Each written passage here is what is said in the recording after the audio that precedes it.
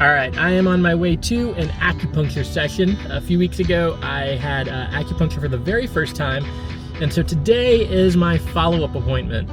Honestly, acupuncture is something that's fascinated me for a long time. I've just been really curious about it. I think it's really cool that the body's wired and has all of these interconnections from one part to the other, so you can poke around someone's ear when you're actually treating them for arthritis in their wrist or something. I don't know if that's actually a thing, but I've had family members use it for sinus problems, for fertility. It's such an interesting thing. I don't know much about the science behind it, but I'm super curious. And so I've actually wanted to get acupuncture myself for quite some time, except I've always felt like I've needed a better reason than just being intensely curious about the whole thing. I'd just feel like it would be awkward to fill out an intake form, and when they're like, what do you need treatment for? If I was just like, I don't really need treatment. I just want to see you do your thing with your needles. So, but now, I actually do have a reason.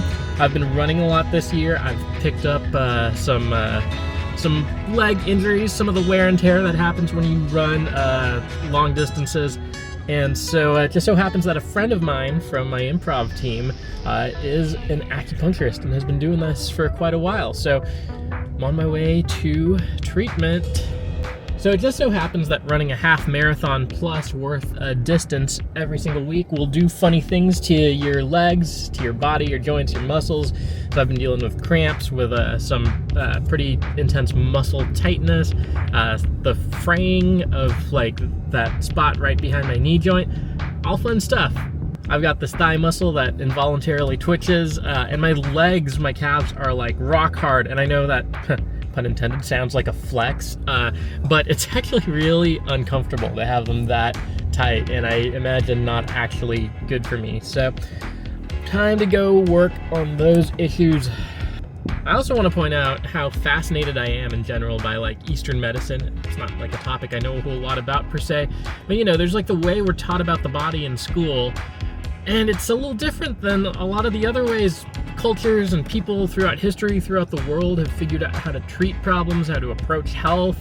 And, for them, it's worked. There's a reason why they pass down this knowledge generationally, even if the framework around it differs from what we're used to. And I think of it like speaking another language. It just gives you more routes to process and explain what's going on, to express ideas, having more ways of thinking about health, thinking about the body, gives you more ways of seeing things and more possibilities to explore. Anyway, let's go get poked.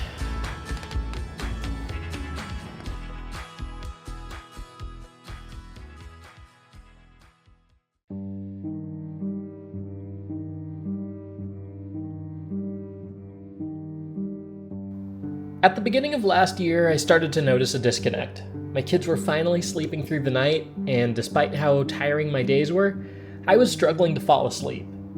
It didn't take long for me to determine that my body was kind of rebelling against me. After our twins were born, I went over a year without much physical activity, for the reasons you might expect. But I think we're meant to take on challenges, physical challenges often, and if we don't engage it that way enough, our body might just create some of its own problems. So I started distance running again. A lot.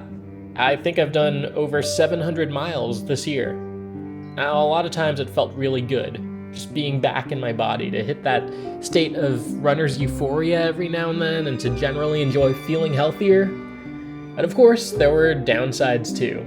There were some runs that were more difficult, and some... I was on mile 5 of 18, and my foot just caught this bump in the road, and I totally ate it. More often than not, though, it would be a bit of both. The same long run would have some struggles and some highlights. Pushing yourself, somehow feeling good at the end, despite how not good you might feel in the middle. All of it is part of running, and running is full of paradoxes. Okay, I'm in my mid-30s now, and I'm aware that this is about the time where things start to change. Physically, they get higher maintenance. If you've followed me for any time, especially around this time of the year, you probably know I'm a huge fan of the Philadelphia Phillies. So earlier in the season, I was curious. Are there any players on the team who are older than me at this point? Because, growing up a baseball fan, it's like they're all older than you. Then you enter your 20s and you're like, they're your age. Some of them are older than you. Some get younger than you. And now I looked it up, and there was one guy who was older than me. And guess what? A week later, Whit Merrifield, he was cut from the team. So there goes that. I have had the privilege of good health throughout my life, and looking at a lot of my older family members, I think genetically I have some good cards in my hand. I hope, knock on wood. Up until this point, staying healthy has been fairly low maintenance, and I don't want to take that for granted because I know that's a privilege and I know not everyone has it. But the thing I hear from a lot of people is that right about this time, especially as you move closer to your 40s, that's when you really start to notice the difference that actually taking care of yourself makes. And I want to be on the good side of that equation. So one thing I hear from a lot of runners, especially runners who are about my age, is that when they run, they think about their kids, especially when they're in a marathon or a long distance run where they need some sort of mental boost to power through those later miles. And kids are a good go-to, So many runners are just motivated by staying in shape for the sake of their kids, and I totally get that. I'm like unapologetically selfish in that I think my kids are awesome. They're awesome right now. I imagine they'll be awesome as they grow up, and I want to be around for as much of their lives as I can. I'd love to be in great shape so that when they are old enough to go on their own adventures and excursions, I'd love to be able to keep up with them, I would be in my 50s as they enter their 20s, and that seems like a fun decade to have overlap where we can do things. And I would love it if when one of my kids is in high school, I could still take them one-on-one at basketball. One funny thing about running is that you get really familiar with your own body, its limits, its capacity, and you get a lot of data, sometimes literally, especially if you use a running app or anything like that. I've been able to see the impact of every adjustment I make and the way that affects how I run and how I feel while running. The difference of getting extra sleep, being better hydrated. Paying more attention to that helped me appreciate how much the human body is a system, different parts that work together, affect each other. Every little thing has an impact, and there are so many parallels between this and the respect I've developed for nature and ecosystems by working more closely with them. For a lot of us, it's easy to be disconnected from the physical world, and that can even include our own physical bodies. All right, morning after an acupuncture session. The night after a session, I get some of the best sleep ever. It was tough getting out of bed this morning, not for the usual reason of just not getting enough sleep, but just because the quality of that sleep was good. I haven't slept like that in a long time.